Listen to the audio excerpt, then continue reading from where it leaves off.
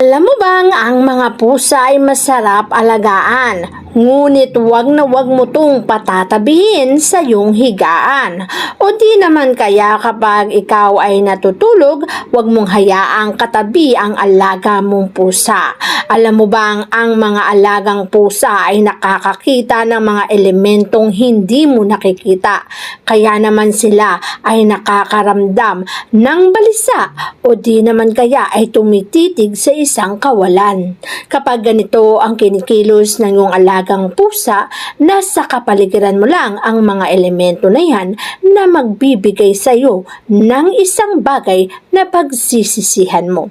Kaya naman madalas, nararanasan mo ang bangungot, nararanasan mo na hindi ka mapagkatulog sapagkat ang elemento na yan ay nandyan lang sa tabi at maiiwasan mo kung di mo patatabihin ang